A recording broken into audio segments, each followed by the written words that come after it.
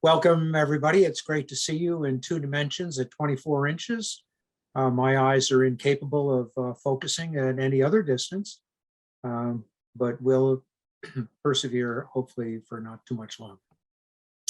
So let's start, as always, with review and approval of minutes, in this case, March 24th.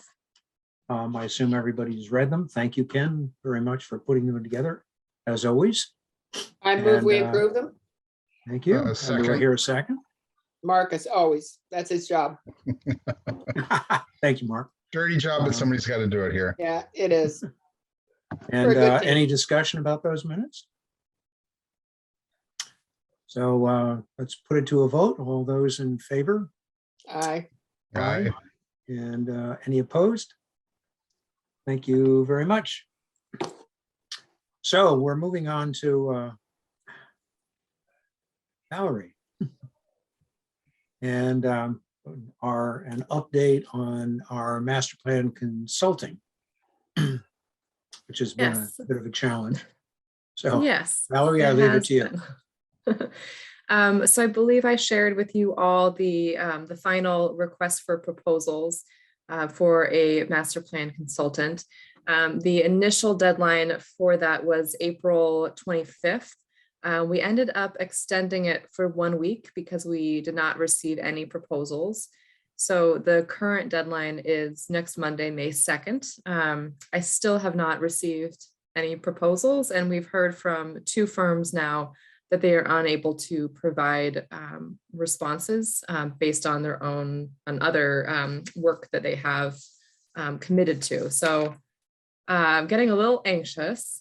I think that we will be extending it again, likely for 2 weeks or perhaps a month. And I'm also going to be reaching out to the firms that I've been corresponding with and ask them, if there were any deficiencies in the RFP, or if some sort of resequencing of tasks could help them produce a proposal, or if we were to delay our timeline by a bit, if that would result in a proposal by one of those firms.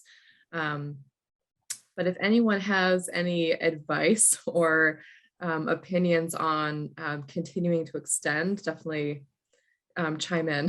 Do you have a plan B if we don't get any consultants? I think plan B is to proceed as we had before. I am wanting to go for plan A for as long as we can. So I'm definitely willing to continue postponing to an extent. I don't know how Bob and Brian may feel about that as well, but for the rest of the members here. Yeah, certainly from my perspective, if we can move forward with somebody who is a good consultant and who is able to provide an overarching consulting approach and a certain amount of leadership based on past experience and their resources in-house, that's very much the way to go. If not, that we have our, as they say, gird our loins and move forward. Brian? I think Valerie had emailed about this a little bit with me and Bob, and if you can have a candid conversation with some of the top ones that we were hoping to hear from without compromising the integrity of the process. But I think we just need to hear, like, is it really that they're just too busy right now, or is it that the size of our town means that it's a small project that it's not worth it for them? Like, I really want to figure out, are they just giving us a polite reason, or do we need to really think through who might actually be interested in Bolton as a community to work with, given how it's only a $150,000 project, and some of these firms are used to much bigger projects. Yeah, But I think that's a good Valerie point. brought up a good point about perhaps, a supposition of why this is occurring. First of all, the recent edict about developing affordable housing for MBTA towns which have an MBTA facility in their town. And if anybody has read that, it's a very, very significant impact on all of those towns. And I suspect, as does Valerie, that that is going to take a great deal of very quick and very thorough thinking about their zoning, what the implications are to their overall town planning. And I wouldn't be surprised that that's a very, very focused effort that they will be pursuing. I was going to say the same thing, Bob. Like, I wasn't sure if it was, like the housing market, this is a busy time of the year kind of thing, but then add on to that, this huge change that just came up, and now all these towns are scrambling to try to deal with it. And I feel like we dodged that bullet, but certainly everybody around us is dealing with it right now. So it's great to be an agricultural town with no transportation, right? This time, yeah. I think. But I'll- it's not just a matter of rethinking a little bit of zoning. I mean, they're very specific about where it has to be. And in a number of cases, those facilities are in a pretty congested area already. And in an area in which both business and residences would be interested in building. So, wow, what an impact. What I'll do is, I brought this up to Dawn, both as our town administrator and also as our chief procurement officer. I might discuss with him how best to have a candid conversation, because it may be that the best thing to do is actually to close it on Monday, receive no proposals, and then we might be able to have a conversation at that point, and then repost it later on. I don't know what he might say. Maybe there is a way to have a candid conversation while it's still posted. But I'm definitely flexible there. I mean, I doubt that. I don't think it's that possible. So we may need to go with the May 2nd deadline, declare that there were no proposals, and then review with consultants after. Okay, so that's where we stand. As we said, Plan B, although not a preferable plan, is to reset and take it on ourselves, which was the initial intent. But the initial intent was also to bring on a consultant. However, we didn't have any real idea of what it would cost and justification for presenting that with full cost to town meeting. I think the upside is that Valerie has identified funding sources. So if we can go ahead with a consultant with an overarching perspective and the appropriate resources for the individual aspects with the knowledge of the broader base of information, and do it on other people's money, wow, that's the way to go. Yeah. So good luck, Valerie. And, if we can have some conversations after the whole procurement process is closed, that may very well be appropriate. And by the way, legal. Okay. The next item on the agenda is the presentation of the article for town meeting on Monday. We had a conversation about that earlier, said that we would put together a presentation. Brian put together some great questions that the types of questions that people would ask. And we put together a presentation responding basically to those questions with a couple of minor tweaks. But Valerie, have you got that available? Can you put that up and can we briefly walk through it? Yes, I might have to find it. Just bear with me.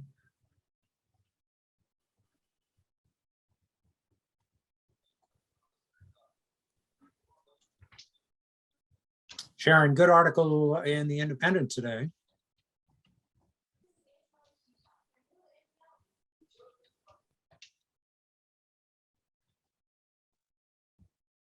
Sharon, you're on mute.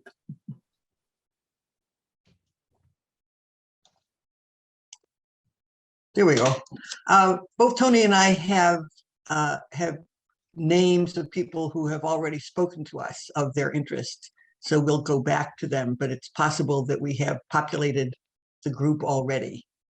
But I'm hoping that it will help us to get some good conversations going. There's such an urgency at this point from the state on going carbon neutral that we thought that we just really had to start getting conversations happening in town on how to do that. Good. Valerie? All right. Let me know if you can see that. Yep. Can now. Good. Okay, great.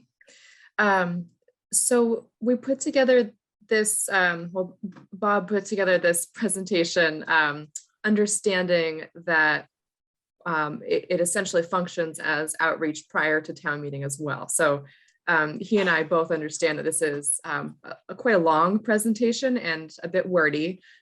So we won't be reading from the slides, but we'll be speaking through it rather quickly. We only have about 10 minutes, I believe.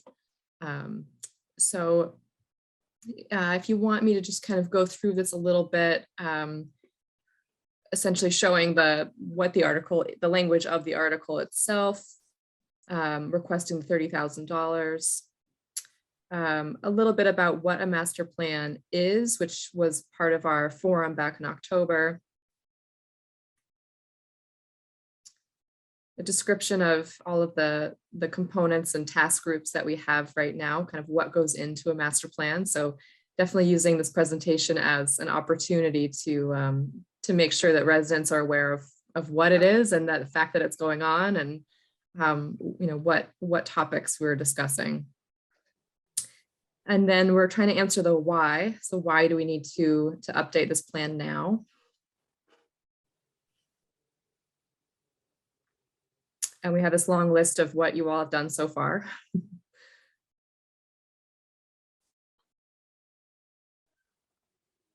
And then we also chose to describe what resources we've already used. So while we're asking for $30,000 of funding, we're also looking back at the amount of time that everyone here has put into the master plan, as well as the consultants that we have been using as well. So in town committee, go back. Here we go with cultural and historical. Town committee members, we also have Bob Bush as a member of the Historical Commission. So can you add his name on that? Yep. Thank you. Or actually not his name, but the commission. Commission. Yeah, thank you. I actually do think it is too late to edit this, unfortunately. So maybe I can call that out. Yeah, I can. Specifically. One way or Yeah. another, we'll call it out. Yeah. I think you also for some of the long list ones, I would not read them, No, which is tedious and terrible. Yes, thank you.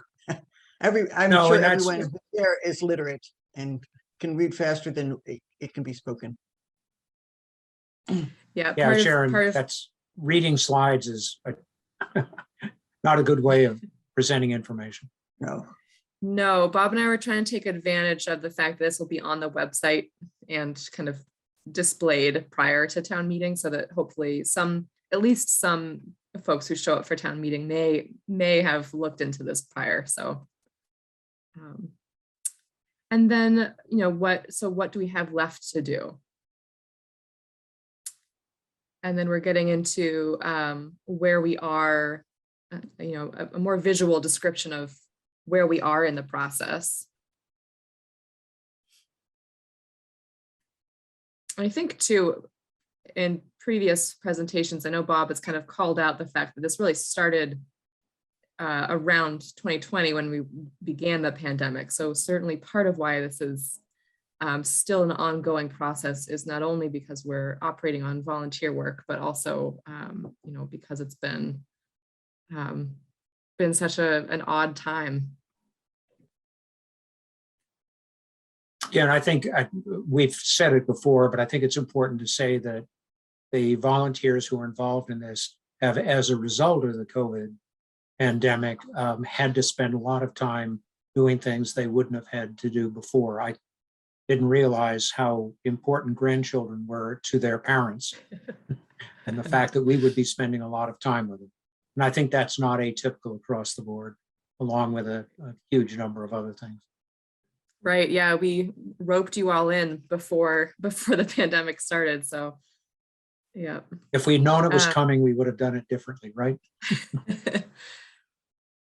So then a little bit about why we would want to hire a consultant, especially with what this group has already accomplished, but looking forward to the conclusion of the master plan process itself. And then, noting that the $30,000 that we're asking for at town meeting is just part of the broader amount that a consulting firm would charge. So that sounds strange.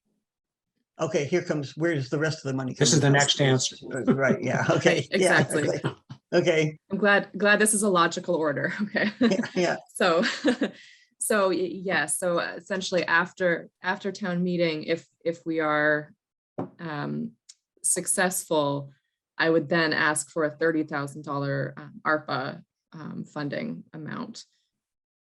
And then also in June, I would be providing a grant application through the Housing Choice Initiative.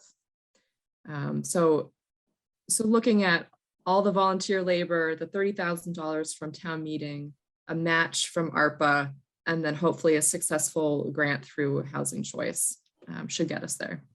It's a tricky thing to use initials for something like that. I mean, I look at it and I don't know what ARPA stands for. Yeah, Oh, that's a good point. Yeah, maybe when we say this, or when we talk about this, we might want to say,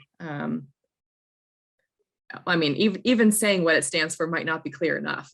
So just to say that it's federal aid funds that have come from the pandemic.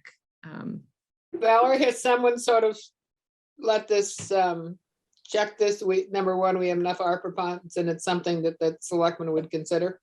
Yep. Yes, yeah. Okay. Yeah, I've talked to Don about this a few times, and I did note to him that this is on a slide for town meeting. I don't want the select board members to be spinning in their seats when they hear that they have a funding request coming up. They know about But it. an ARPA match sounds appropriate. I can't guarantee that would be successful, but it doesn't seem from what Don has said that that's outside of the box. But they know it's coming. Yes. Mhm. Yeah.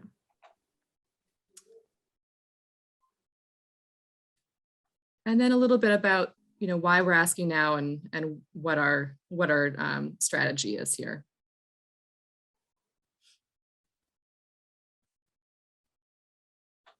And that's it. Yep, Yeah. just keep it short. That's all. We're shooting for, I guess the request that we had was 5 to 6 minutes. I think it can be stretched to 10, but I think it can be done in 6 minutes if we make sure that we hit the highlights and let people read. They can read pretty quickly. Mhm. So when And do you we can have the tell them that the practice slides session? are available. When do we have the practice session where Joe resident says, who's going to use this? What board, what's this master plan? Am I going to get a copy of it somewhere? What board is going to open this thing up? I think we really have to walk through that as an exercise with, Joe and Mary resident to try to anticipate the kind of things that people might ask. It's a Well- good size amount of money. Yeah, and I think, Ed, that can be said in basically one line. This is a roadmap for the future of Bolton, both its town as its residents, period. Well, And it's simple as example would that. help, Bob. An example would help.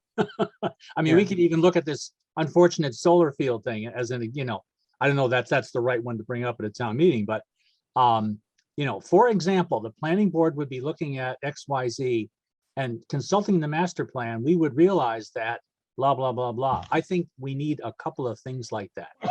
Or you could even Let's use be the things prepared. from. The last one. Let's be prepared. That's all I'm saying. Sasha, you were going to say, I'm sorry. Well, I think even, I appreciate what Ed's saying in terms of the forward thinking, but we could use what has worked in the past. For example, this is what 2006 said, here's what we've done, because people can realize that it's tangible, we're living in it. Right. This came out of that, or we got a grant because of, it was in our master plan and that gave us preference in that grant. And then, Right. having a couple of those key examples where it ties it all together might, to your point, Ed, be great. We need that Yeah, ready. we had a slide at the forum that had those on it, and Bob, you Yep. could just, Yeah. you could just have that with you and mention a couple of those things, and I think they'll be okay. I mean, you're gonna get a few oddballs, but generally speaking, I think everybody's gonna think this is a good idea. Well, I mean, if you can just say, Wonder why we didn't get a consultant in the first place. So, well, Mary's because hand we is up. didn't know what the scope and the effort that would be provided by the volunteers. And it would be inappropriate to ask for money when we didn't understand it. Yeah. was Right? there a Mary, I'm sorry. was there a discussion a while back about forming a committee to oversee implementation of the master plan down the road? Yes. So, I The mean, I last time think that, around, it didn't work. but I'm thinking that would be an answer to, so you wrote a report and it's going to sit on somebody's shelf. Right. We need to. Slide that describes the master plan as a roadmap is a good place for me to kind of reiterate what I think I did mention at the October forum, that it's kind of my work plan for the next decade, right? So it is something that will be on my desk, that at least that I will certainly be feeling responsible for, even if, I don't want to necessarily promise that we'll have an implementation committee, even though I do hope that that's a recommendation. But I want it to be clear that the implementation matrix will also describe the timeline of the goals and which board or department is responsible for that goal. So it is intended as a living document and not something that lives on a shelf. Yeah, I mean, I look at an example of Public Ways formed the Mobility Committee and we issued a report. And we spent years trying to implement a lot of the recommendations. And, I think we were pretty successful with most of them. I mean, it took time, but we didn't just create a report and let it sit. No, Can I ask and that's who's true of giving the this 2006 presentation? master plan as well. I mean, if you go back to the big, high priority items, public safety, library, town common, wow, it all happened. Right. As well as a fair amount of open space happened. So I think looking back is a great way to do it. Pick out 3 or 4 particular items and say, this is the success rate of a previous roadmap. That's where we're headed. Robert, who's giving the presentation? We're going to do a combination. Valerie's going to head it off. When it gets to the timeline, I'll pick it up. Valerie, that statement you made about a minute ago is perfect. I mean, that to me is the kind of thing that I think the public would want to hear, that this is your roadmap. You are our town planner. A lot of people may not know that. And this is the guide that's going to help you. I think that's a gem. I think that's something we need to zero in on. Mhm. And that it's input from the residents, from the people who live here. It is our voice to you Right. who is then implementing. Yeah. Mhm. Yeah. But it And needs to be referred to as your Isn't it- plan. Isn't it more than Valerie who will also? Yeah, sure it is. pay Yes. attention to this? It's almost every group and functioning committee in town. Yeah, and if you go back and look at the implementation matrix in the 2006 plan, that's exactly what it is. The planning department and planning board may have overall responsibility lacking an implementation committee, but at the same time, it is the responsibility of those organizations defined in the implementation plan to make it happen. Okay. So Valerie will be the ramrod. I think it'll be Workabees fine. will be other people. Well, this is helpful. This is great. Could I add one thing? Joshua? Yeah. Just, it's kind of, it's just a little something that I thought of while you were going through the presentation, Valerie, in terms of challenges too. And I don't know if anybody else experienced this, but I know housing did. The fact that there was such a rollover of data in two key areas, one obviously being the census. So, we started in 2019 with old census data, and now we've got all this new data coming in.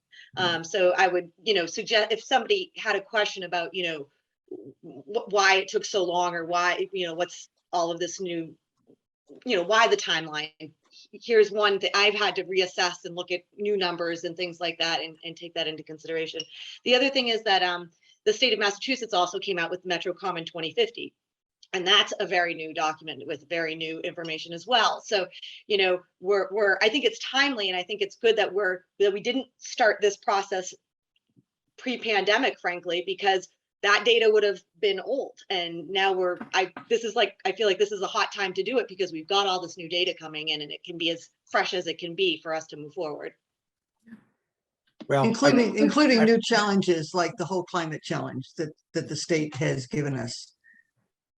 Carbon neutral by 2050. Yeah, and I don't want to suggest in any way that the pandemic was serendipitous. It wasn't. No. But your points are well taken. A lot has changed, and a substantial amount of it has not been a result of the pandemic, although that has really had a significant impact in terms of resources, change in where things are going in the future, regionally and statewide, Right. and a number of things that have come to the front legislatively that have been on the back burner for some time. Climate change is one of them. Housing is clearly another. Transportation is another. And that's significantly affected us, even if we aren't an MBTA town. One of the other things you could say, if somebody says, why is it taking so long, is that we wanted to make sure that we involved the public, and that you really couldn't involve the public in the first year, Right. if not more than that. And so this is the opportunity that they all have to get involved. Indeed. Okay, any other questions, comments, suggestions on the presentation for Monday night? All right. Thank you, Brian, for asking the questions, and Valerie for helping me answer them. Let's So, hope that moving there's going to on. be a quorum. It Yeah, is well. got to be the Yeah, we most need to boring. get our friends and neighbors to come out, that's for sure. Yeah, it does not look like oh golly, I have to be there. That's There's right. something so terribly important. That's right. I remember getting a phone call at one point a couple years ago going, please come to the meeting. We don't have a quorum, Absolutely. please. I That's can't happened tell more than you once. how many times that's happened over the years. Yeah, Really? We always take our cell phones because it happens. Mhm. Yes. okay. The next item is our little land use task group update on the draft pilot protocol. There's been a lot of discussion about this. It, I think, has been very timely, not just because of the process, but because of a unique opportunity we have to look at a relatively unique and somewhat complicated area in town with which to pilot this. So Valerie, you want to talk?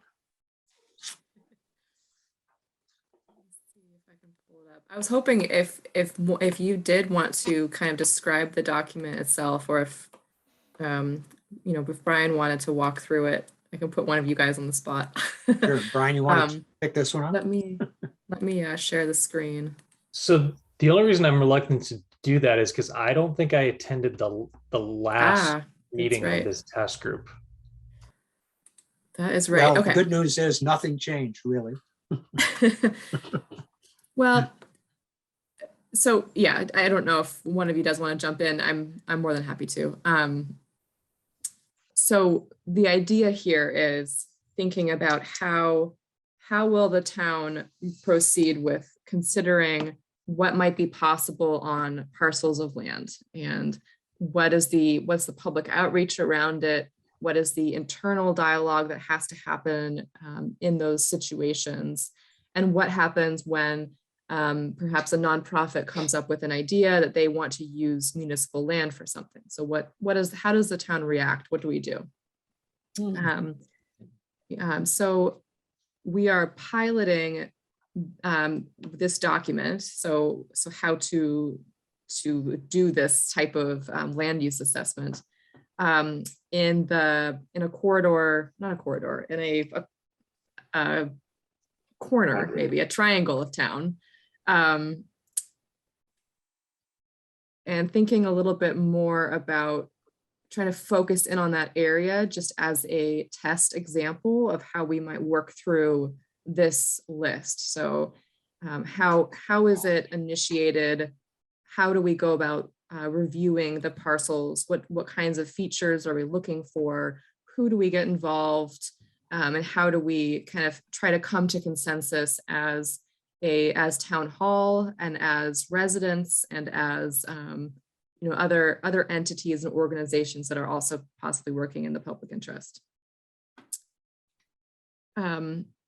Bob, did you want to speak more about any specific aspect of this draft? Well, to me, having a background in charrettes, I see it very much as an informed charrette. And I think informed is very, very critical here, that as we take a look at a particular area with inevitably multiple ownership, multiple lot lines, multiple environmental limitations, regulatory limitations, other things, in order to make an intelligent decision or recommendation about it, you really need to be informed about all of the above. And so that was really the intent, to go into, I wouldn't call it a brainstorming, but a thoughtful evaluation, considering all of the conditions and all of the potential uses of an area, not necessarily an individual lot or ownership, but definitely considering that, of what might be the highest and best use for that, without any indication that there would be an eminent domain approach to it, or be imposed upon individual private landowners or anything like that. But just stepping back, looking at the opportunities, looking at the limitations, and coming up with innovative approaches to develop the best and highest potential use of that land. And this is particularly important in a town in which a lot of land has been spoken for. There are a substantial number of limitations, but there are still a number of opportunities, and we need to plan for those opportunities as opposed to reacting to other people's perception of what it should be used for. So that was kind of the overarching approach to this. So Can I ask one question, Robert? Yeah. I understand the whole thing. I just don't understand the first sentence. Could you explain that to me? with the first A focus sentence in, Land school assessment must be formally sponsored by an entity within the town of Bolton that can legally hold land in the town's name. Can you give me an example of that? yeah, conservation. Anything else other than conservation? Well, that's a really interesting question. Glad you brought it up.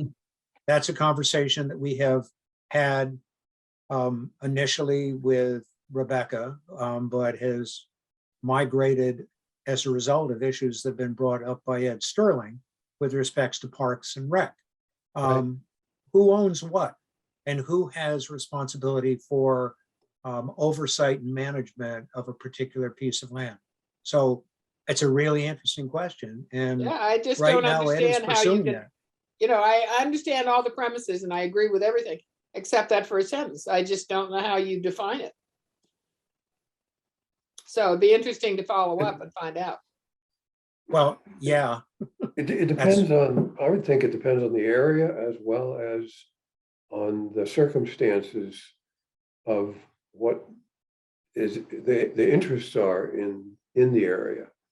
And as an example, the one we're talking about piloting, which is the southwest quadrant there by 495. So it has town-owned land, it has 680 Main in it, it has senior housing on it, it has a cell tower on it, it has a bunch of private land that's that abuts it, it has the sewage treatment plant for the school on it, it has the school itself on it. So there are a whole lot of interests there. And so in some sense, it's the town or the select board who are essentially the rightful owners or the implementers of the owning if it's not open space. And so it could happen under their auspices too. Or as noted in there for the EG, that the planning board could do an assessment that also related to the Conservation Commission. I think the thing that's throwing me is sponsored by an entity that can legally hold land in the town of Bolton. Well, obviously Conscom has conservation, but I can't think of anyone else who has a legal right to hold land in the town of Bolton. I think it's The select board select does. board. Huh? as well as the Select board affordable, as well as the Affordable affordable housing. housing. Yeah. And housing too. Okay. Okay. And so this then is- maybe and then there's this gray area about parks as to It whether is. parks Very great. are actually controlled by Parks and Rec or simply managed by Parks and Rec on behalf of the town under the select board. Right. Who knows? But the point is that it's initiated by the town on behalf of the town, and it may end up being municipal uses or it may not, depending on what on the stakeholders and their wishes and things of that sort. But I mean, if we did it, I mean, think a minute about Camp Resolute. I mean, that would be something that would make a lot of sense for the town to do one of these studies for that land and gather together the stakeholders, do the charrette that Bob was talking about, so that when Boy Scouts decide that they want to sell, people have really been thinking about it and have a plan. And that, I think, is what you really, what this whole thing really deals with is having the town involved with whatever development occurs, especially if there's a potential municipal use that would be associated with it. If there isn't, then there may be less interest on the part of the town. But if there is, then the town really needs to be in there and be up to speed on the kinds of things that we want to do. Well, Ken, part That of, I agree with, because we seem to do nothing but put out fires. I mean, Exactly. so if you have a plan like this and there are parcels that are privately owned, try to get in there before they sell to a developer.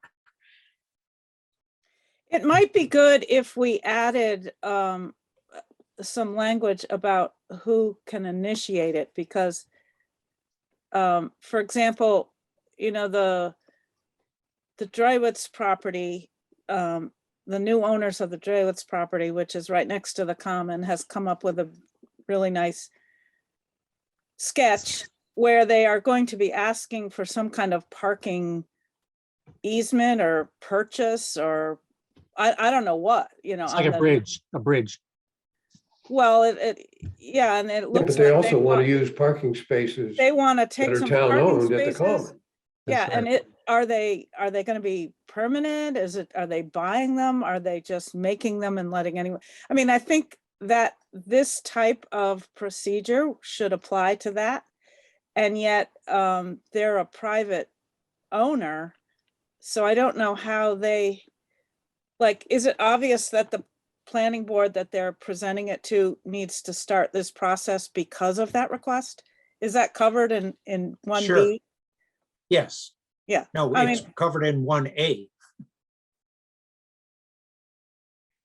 I think that maybe the problem that people are having is with the word entity because it's not normally used in the context of the town government. That it's almost better in B where it talks about identify a town sponsor. That is a little easier to understand than by an entity within the town. So I don't know whether we want to put an example up there or, I mean, that's one thing you could do. It's just after entity within the town of Bolton, put an EG Conservation Commission or EG Select Board or something like that Well, to make it clear. But it could be a that- church, well, right? before I go on, Stasha, you had your hand up.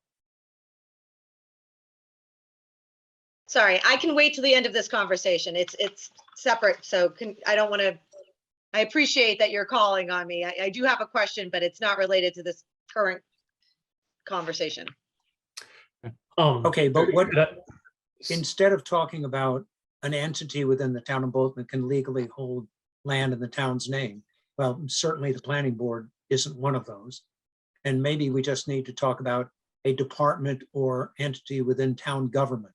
Can I, sorry, can I just chime in here? Because I think I was the person who suggested that we include this stuff about it being formally sponsored by an entity that can hold land.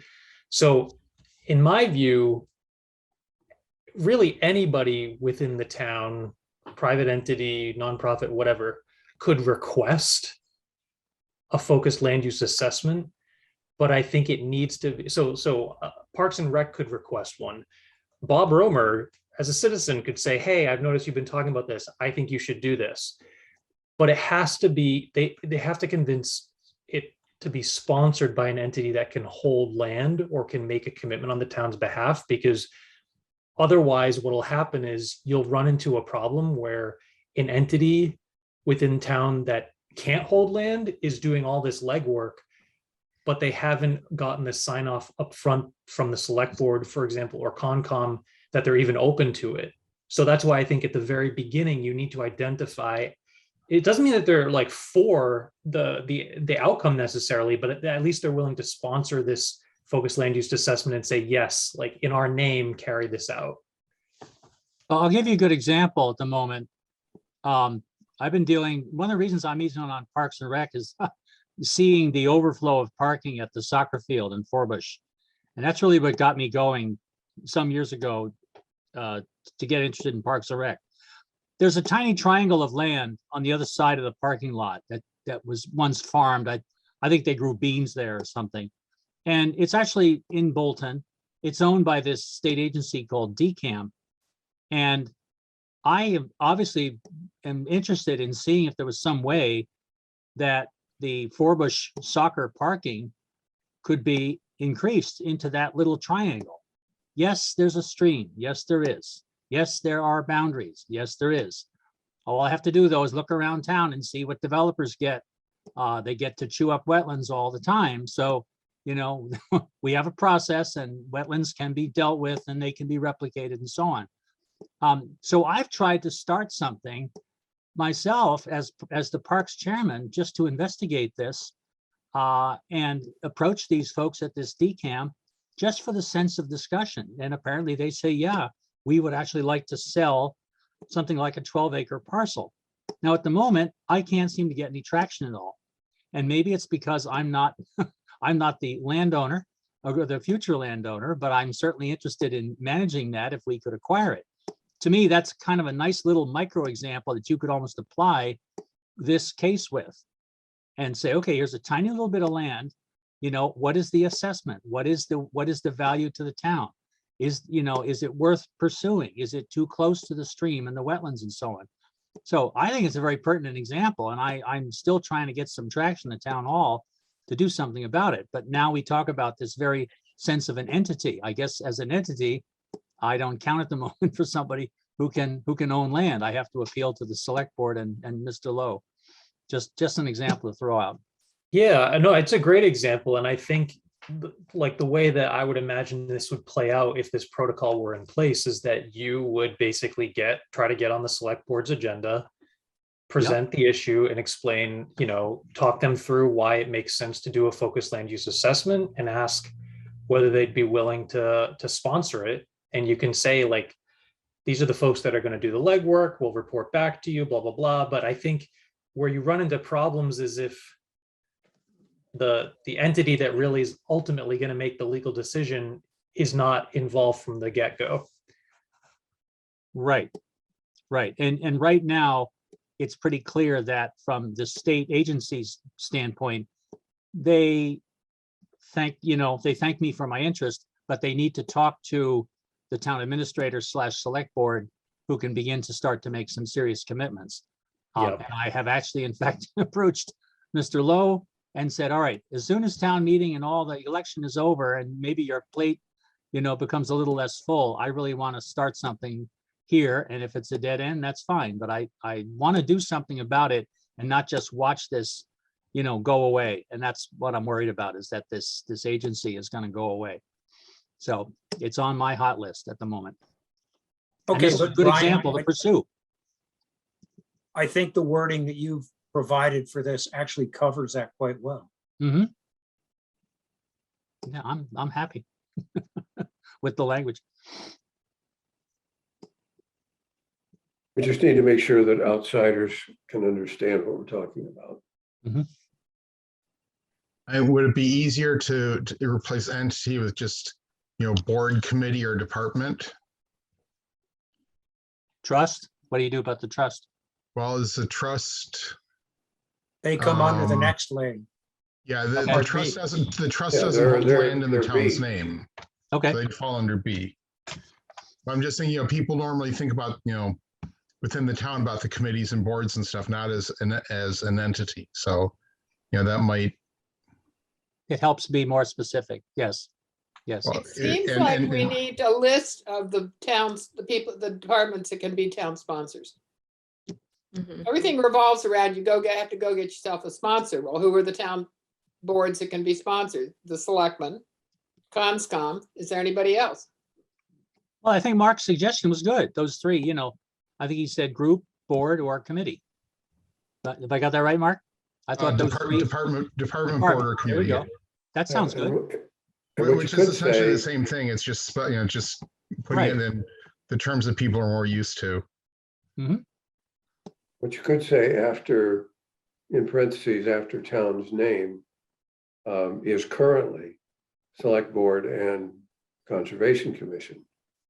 And that would, using the word currently, says who it is, but it also leaves open the possibility that if it turns out that Parks and Rec can own land, then they could be added to that list. And if anybody else gets added later, whether it's Housing Authority or something like that, then, then they could fit too. What about if we added a sentence, a first sentence to letter A that said, any board, committee, or department within town may request a focused land use assessment. And then the next sentence would be, however, a focused land use assessment must be formally sponsored by an entity within the town that can legally hold land in the town's name. And then in parentheses, currently Select Board, Concom, or Affordable Housing. I think you need to be specific like that. I don't even mean, if you need the first sentence. I just think you need to put after town's name, the list of who they are, just as Brian said. But I think the first sentence is important, that anybody can ask for it, but it has to be sponsored by Yeah, a so tell them specific. who the sponsors have to be. That's fine, and we can put that in. That was my only issue, because it's very vague about who this legally hold land in the town for people who don't know. So either Conscom, Board of Selectmen, or the Affordable Housing. Is there anybody else right now? No, but No, there isn't, but I think it's important that we make this a living document that can anticipate potentially things Yeah. like Parks and Rec. Yeah. To own land in the future. Yeah. But for the time being, I mean, let's go with that. Let's be specific. And then as time goes on, we can amend this as is appropriate. But I guess from my perspective, the primary board that would be interested in this is the planning board.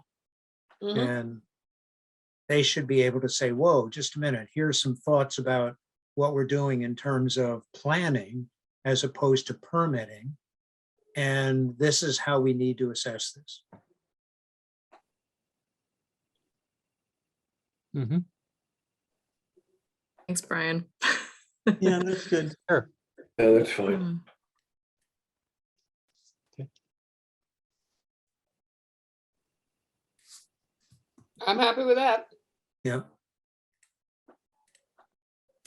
Are we substituting Brian's little red thing for that first sentence?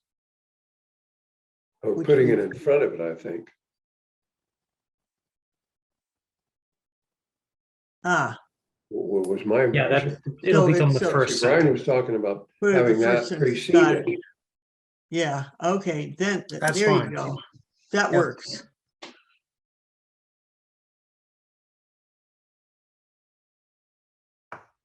Okay, so the part B allows somebody else to come in and essentially do the same thing.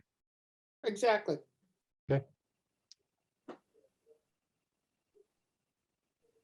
Okay, can we move on to characterization? I think Stasha had her question. No, I'm Sasha. good, because mine's in the characterization. I think. I'm looking at.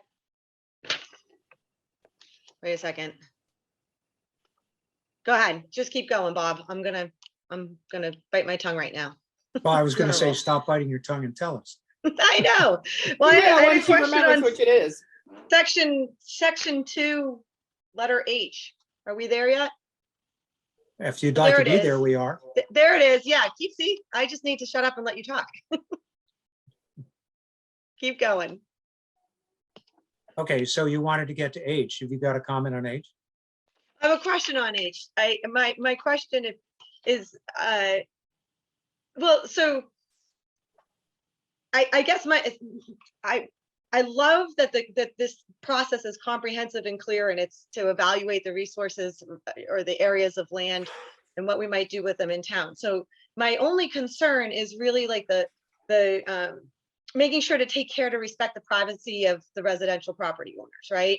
So Yep. when we get down to establishing map and topography, soil conditions, groundwater information, when you say existing sources, my question is, are we talking existing public resources?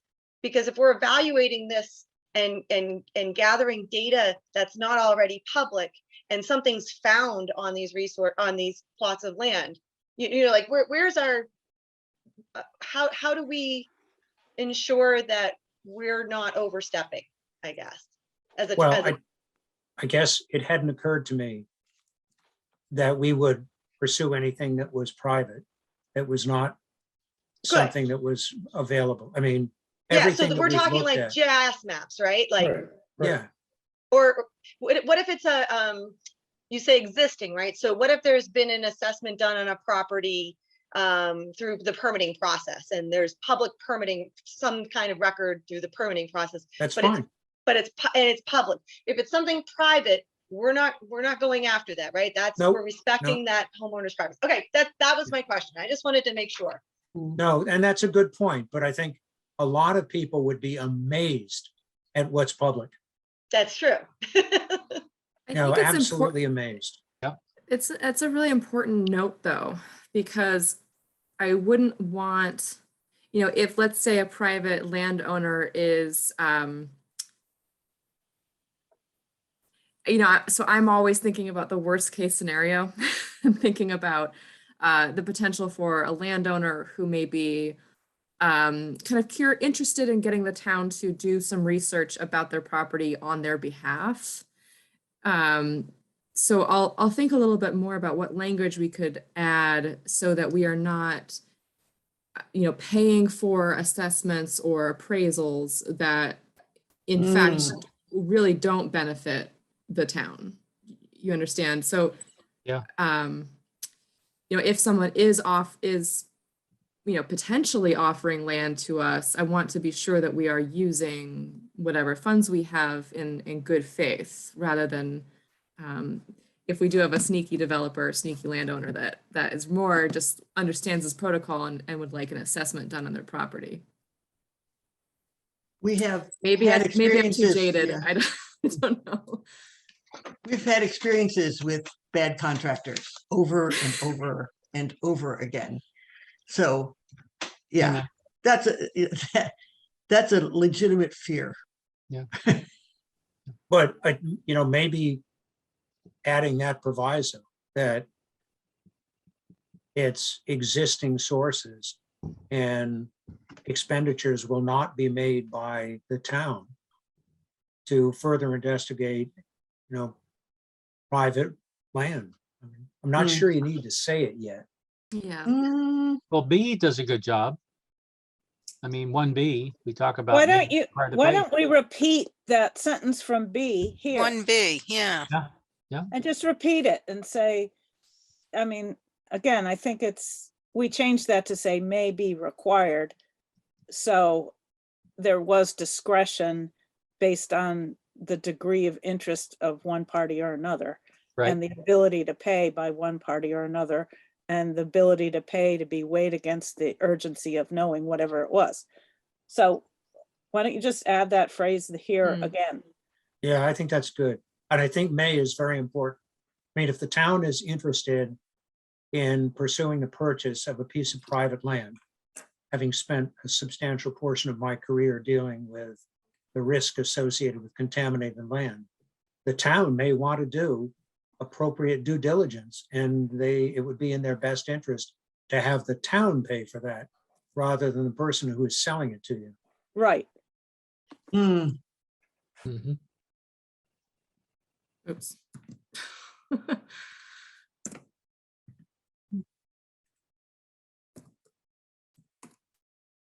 Sorry, formatting is not my strong suit. That's okay. We'll live with it. Thank you. Yeah. It'll come in time.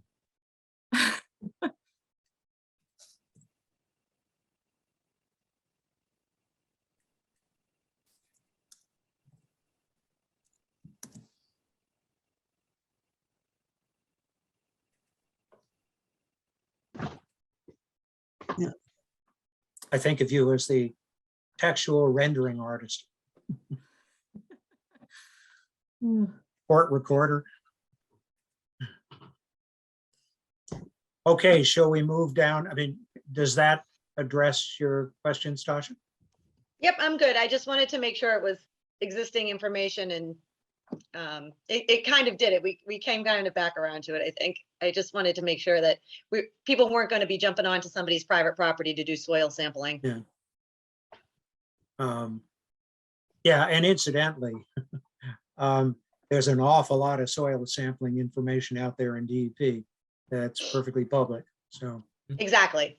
And that would be fine, because again, anybody who knows, especially the town, I think it's great. It's a great resource because there's so much good data out there that, like you said, people don't realize is public and would be so important in the process of doing an evaluation like this for to find out if a piece of an area of land is beneficial to the town. And I think that's great, as long as it's not private. And, you bring up a good point, and that's something maybe we ought to think about a little bit in terms of public engagement. Educating the public as to how much data there is out there in certain areas. Whether it be assessments, lot lines, it's certainly environmental information about wetlands, environmental information about groundwater, public water supplies, Right. wells. Just the whole GIS system, which is It's so just easy to amazing. navigate. Yeah. I mean, that's like a wealth of information. Anyway, I think it's an area that people are not aware of, and it would be very useful for them to know it. I Anyway, agree. Cool. okay, so moving on to 3. This is just a laundry list of the kind of things that we may be, or whoever does this, might be interested in looking at as a potential use.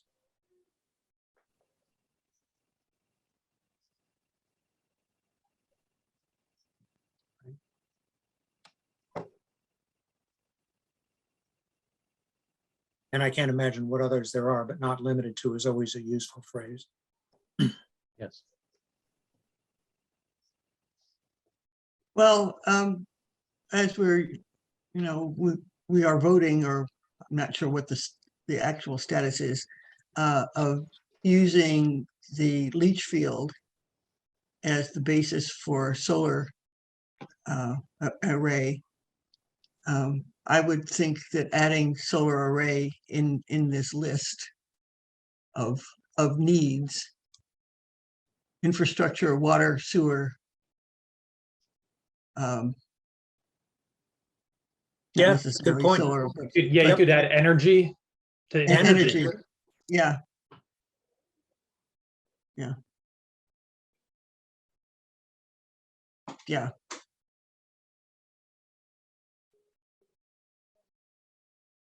And incidentally, this it needs to be a very broad term, because one of the things that became very clear, and Ed's aware of this, about the location of the solar field on top of the leach field, was the fact that putting it further over to the west of town was a great idea in terms of location, but the availability of transmission lines out of there, capacity, was absolutely unacceptable.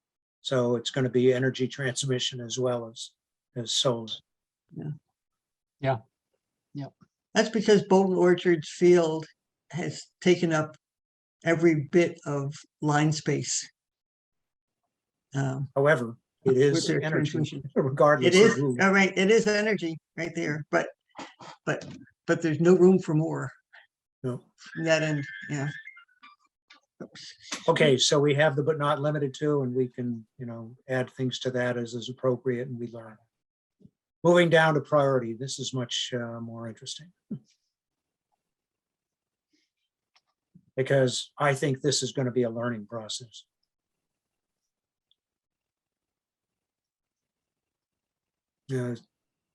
It'll be a temporal concern, depending on when we address it and what the needs of the town are as to what its priority is. What other alternatives for that particular application. But one way or another, there has to be some mechanism to determine this. And, it's got to be notional in the beginning. And I'm not sure it'll ever be a highly definitive quantitative approach to prioritization.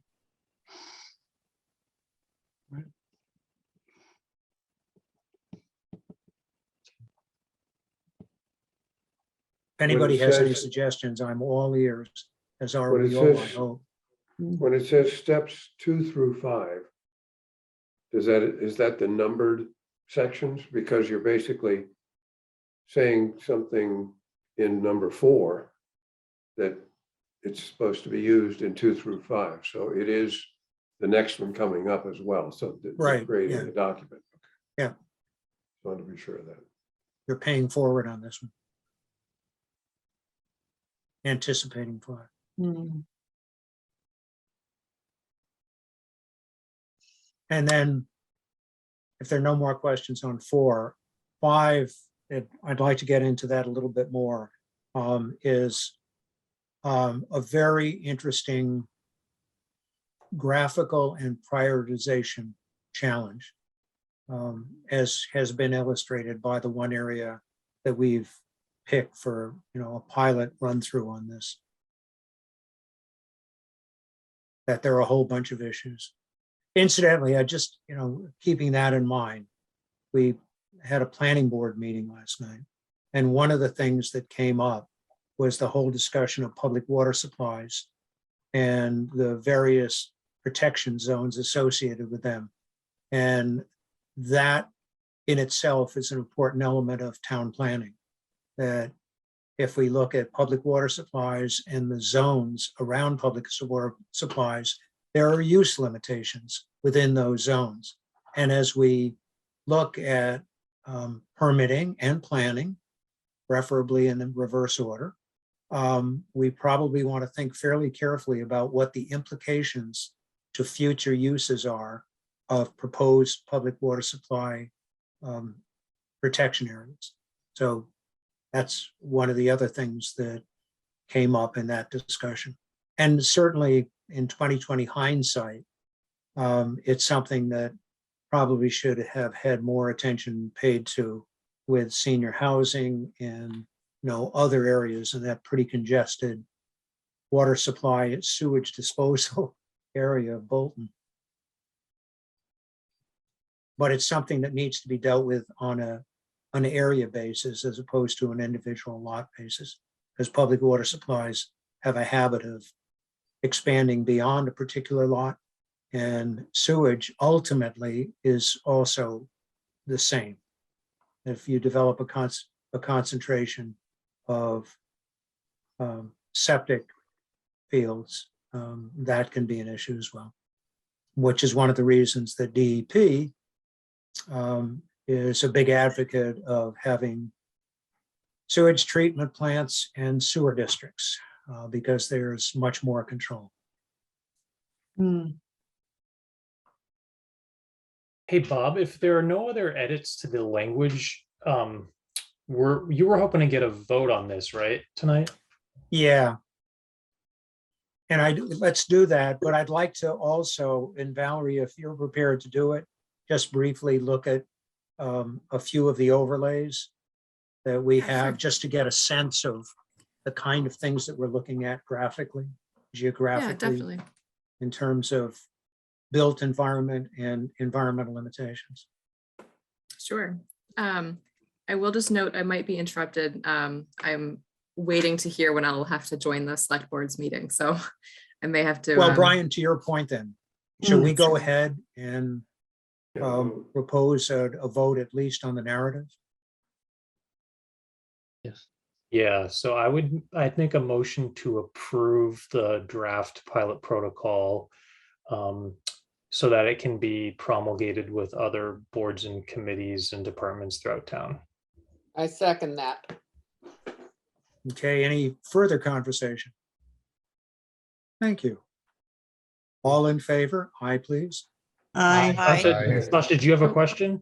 I just wanted to make sure it was draft 5, right? Is that the most recent draft? That's right. Okay, thank you. Well, it's about Yes. to be draft 6, right? Yes. So we can vote specifically for draft 6 as agreed to. Indeed. Okay, I believe we had a unanimous vote here. Any Believe so. negatives? Yeah, okay, we're all set.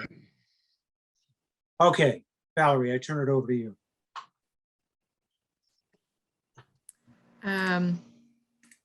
Okay, let me know if you can see this. Looks good. Yep. Okay. Yep. So this is the little corridor that we're talking about here. So using this as our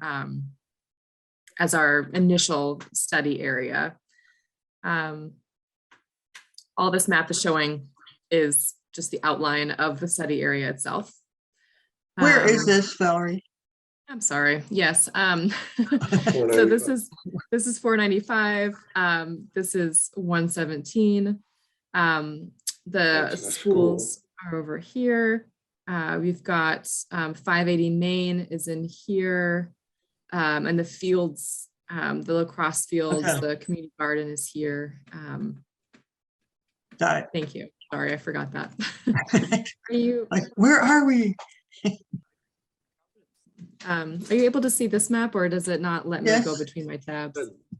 Okay, so new map Little here. purple and blues. Yes. So this is just showing,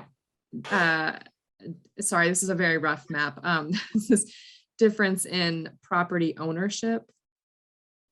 So in purple is municipally owned land and blue is privately held property.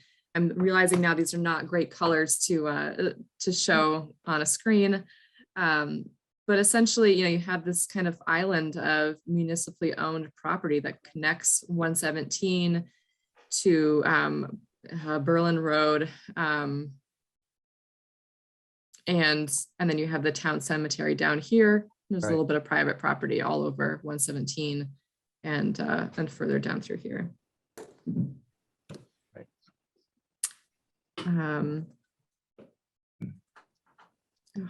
It's not letting me do this. Trying to get to the next map. There we go. This one is showing water supplies. So the blue is the zone 1 wells that were in existence in January of this year. These two here at 580 Main have changed since, but this is giving you a sense of where the public water supplies are located in the study area. And then the pink that surrounds that is the interim wellhead protection area. So this is what Bob was just mentioning about needing to understand more about how these water supplies that are on private or publicly held property do impact the parcels around them. So often, even if the zone 1 is perhaps fully within one of the parcels, the wellhead protection area does trespass off property lines. Valerie, yeah. do these show, I was surprised when I learned that several different aquifers feed wells in Bolton. Are all of these coming from the same aquifer? Do you know? I think not. I've seen some maps that show a really strong aquifer that's down here. And then there's another very good one that's over in this area. So I would defer to Bob's knowledge on that. But Yeah, I Because think, I know in the last drought, I know that we had some wells in Bolton, I think on Main Street, that went dry. yes, yeah, there were some shallow wells that did. That's right. Yeah. Right, It I does. think It looks like I you have need to to drop differentiate. out. I'm sorry. I'm sorry. Go ahead. I'd have to join the select board's meeting right now. I'm so sorry. I will try to email this to Bob or Brian, and maybe one of you can look through them while I'm gone. But hopefully, I'll be back soon. Well, I think we've covered most of it at this point in Yeah. terms of the graph. Okay. Thanks, I think Valerie. It gives them the Thanks, Valerie. idea, and Yeah, that that's- would be important in selling to the select board and other potential users of this information. Indeed.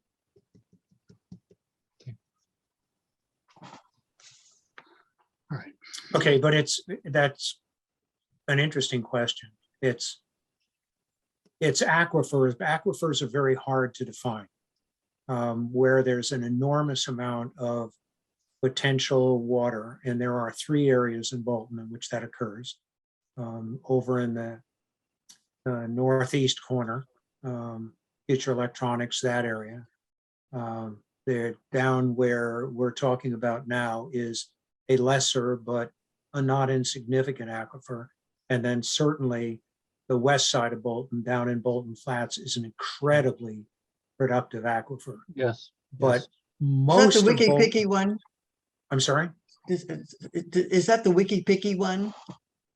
There's a Wiki Uh, Picky aquifer that is the one that actually feeds the big dammed water supply in Clinton. I don't think so. Can't be sure about that. I'm not, Oh, okay. never I applied a don't name think to it. so. I've taken it off the GIS I don't know. maps. Yeah, Sorry. But having looked at an awful lot of well data, most of Bolton's water comes out of not what you would characterize as an aquifer, either an unconfined or confined. It comes either out of normal groundwater, which has soil above bedrock, and most of those are what are referred to as gravel wells. And those are in Bolton, for the most part, highly productive if they're anything close to recent. And then they're bedrock wells. And there's been some rumor floating around that the bedrock wells have had to be drilled much, much further, a la 400 feet, in order to get down to water again, which is, we've had lots of conversations with hard rock drillers in Bolton, and that's absolutely incorrect. The reason that they've been re-drilled is that bedrock wells depend on cracked rock to get their water from the groundwater. And the cracked rock eventually fills up with minerals, and it slows down the rate at which those wells fill. And there are two solutions to that, one of which is, oh, you don't want to hear this term, fracking.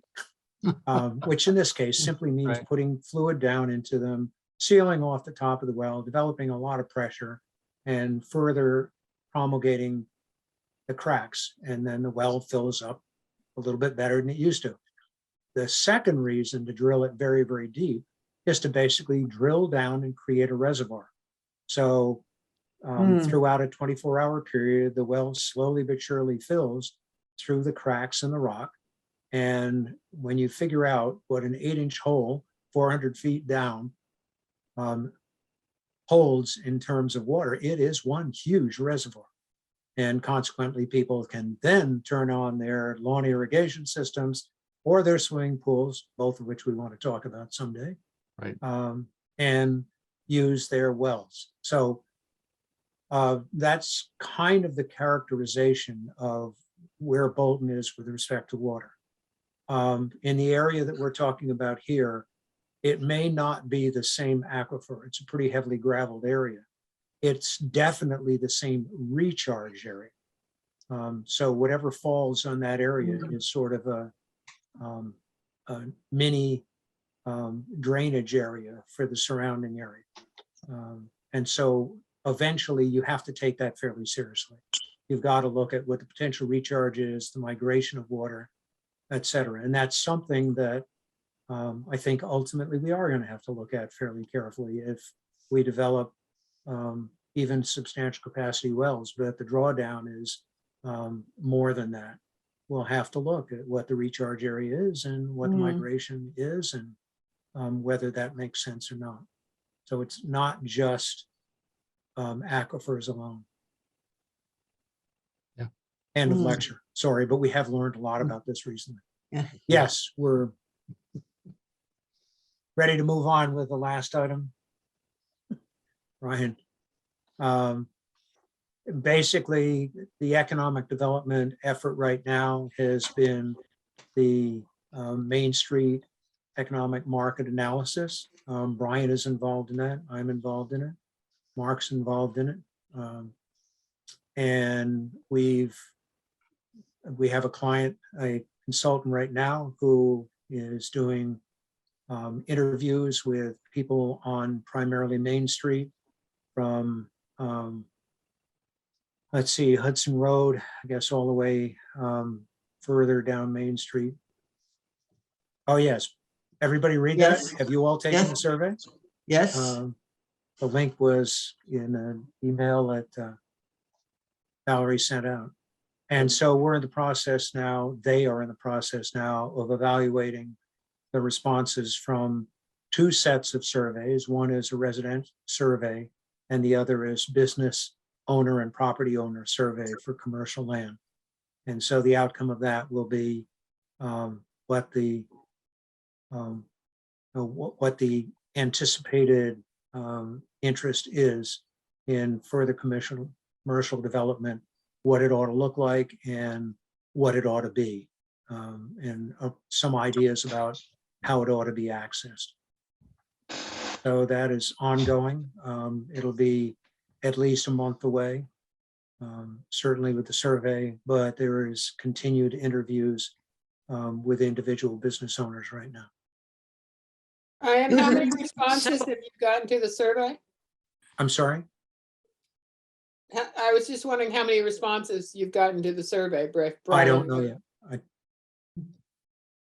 I It was don't an believe inter- Valerie's heard back from Yeah. the consultant yet.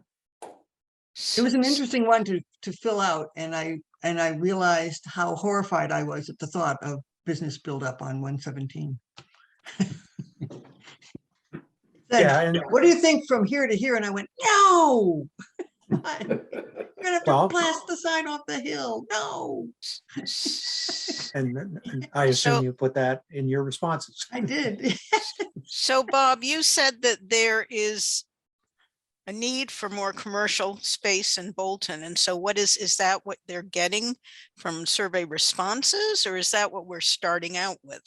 No, that's what they're getting. Well, that's what they got from the original survey, our survey. The survey was, the responses we got were more the types of services we would like to see locally, as opposed to developing commercial property to mitigate the tax burden. So it was much more, what do you want? What are you missing?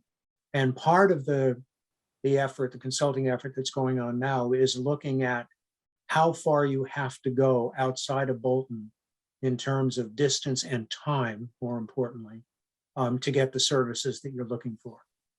And it's No, I very think similar. have Good. is a subjective word. We I'm may sorry? want to, not have to, but may want to. And Sure. it has nothing to do with that service lacking in Bolton. Mm. No, It's- that's It's correct. personal preferences. And that's what it's aimed at. Yeah, And it's been an issue as long as I can remember, 30, 40 plus years. I think once we got Bolton Bean, which was one of the best things that happened to Bolton for all sorts of reasons, that I was satisfied. Okay, that was it. But and along those lines, the overwhelming response, as you could see in the survey, was restaurants. Mm. People will go to Highland Commons to do all their shopping or elsewhere for specialty shops that aren't in Bolton. But you With the have to exception of look at, quilts. They get I mean, you quilts. have to look at, like, especially restaurants in terms of water use, water needs and sewer needs. I mean, if you look at what's happening in Stowe in the lower village, they just lost Emma's Cafe to Sterling because of that particular problem. So, I mean, if you want to look up and down Main Street to put commercial businesses like restaurants, you're going to have to pretty much destroy everything. I mean, you're going to have to raise everything in order to create your commercial district. Well, and keep in mind, that's not a done deal by any means. And both public water supply and a sewer district have both been looked into fairly carefully.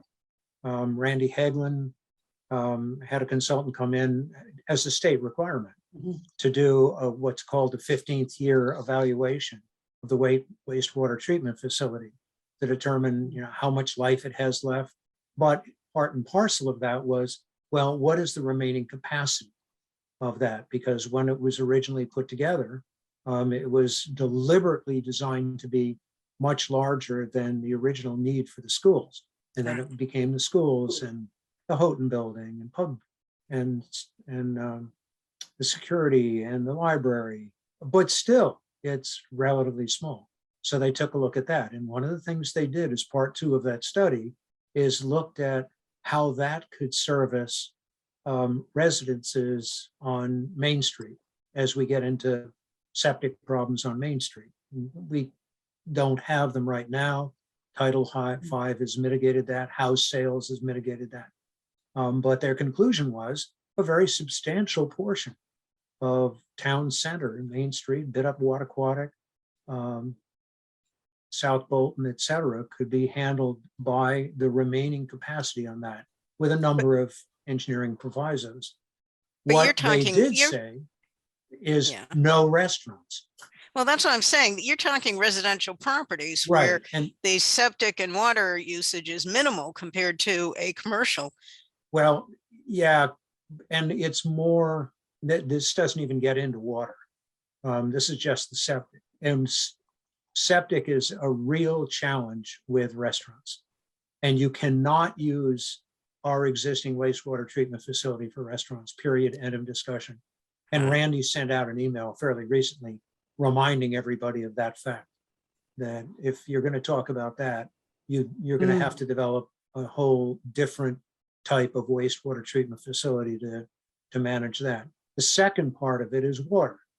And first of all, you need to find an appropriate location for a well field for a public water supply of that size, and all of the issues that go around with the interim wellhead protection area, zone 1, zone 2, et cetera. But the biggest cost associated with that is digging the holes. It's not putting the pipes in. So it makes very little sense to put in water supply for residences and restaurants and commercial facilities without putting in fire water. And the fire water doesn't add a whole lot to it, because what it takes in Bolton to dig a hole 4 feet deep through, ledge is very, very expensive. And Lancaster just went through that. And it's over $1 million a mile to cut the, to just put the pipe in the ground. So that's an issue unto itself. So a fair amount of work has been done on this, and the news is not very positive. It's positive why- on a limited level. It was hard to answer that question they had in the survey of, would you support a small fee in order to get water and sewer to support commercial development? I mean, first off, it was really strange that they said small, because me- that's a relative word. And also, I felt like saying, well, are you asking us if we would support it only for helping the commercial side, or would you, it's like, what does that mean for the residential people in the same neighborhood? And also, I mean, there's just so many questions of who would be tapping into it.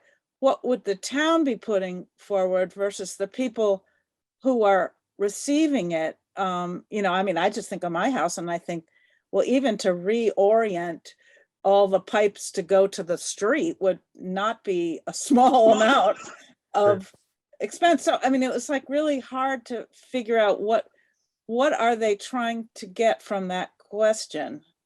Basically, my understanding, having had that conversation with them, was, are you interested in, at some level, subsidizing water supply and sewage for commercial development, period? And I took exception to the small as well, having done the numbers. They're not small. But the good news, or the additional news, is if you look at the process through which Boxford is going and Harvard has gone in terms of developing a sewage district, and then you go to Lancaster and talk about public water supply, the shock of reality hits that it's not small. Right. Stasha? Anyway, So Just wondering Brian- if the survey results are going to be, if you guys know when they're going to be public. I know it's still open, but when it's going to close, if and when it's going to be published, and where we can find it. Brian, I understood it was going to be a month to 6 weeks before they were to pull that together. Yeah, I know for sure it's going to be open for a little while longer. We're going to mention it at town meeting, and it'll definitely, everything will be public eventually. Yeah. I think that they want, like, weren't they trying to wrap up the entire consulting engagement around midsummer? Yes. Yeah, so Good. I Okay. think pretty quickly. So we would have the kind of the cumulative results of that by fall for sure. Yeah, I think so. Cool. Yeah. Thanks. Yeah. Okay, that takes care of allegedly the last agenda item. One last item, last item, which is old business, is I was putting together a where we stand progress report, which I have done. But in terms of input from the various task groups, I got 6 out of 14. And then I have been very creative about writing the rest of it based on my understanding of what's going on. So what I'm going to do, and I have a little chart of who has and who hasn't, is I will contact those, and Mary Chumo, I'd like to call out, has done an unbelievable job, as has Stasha, in handling every aspect of what they have done and what they would like to do. And I'll get a hold of the rest of you and walk through what I have put in.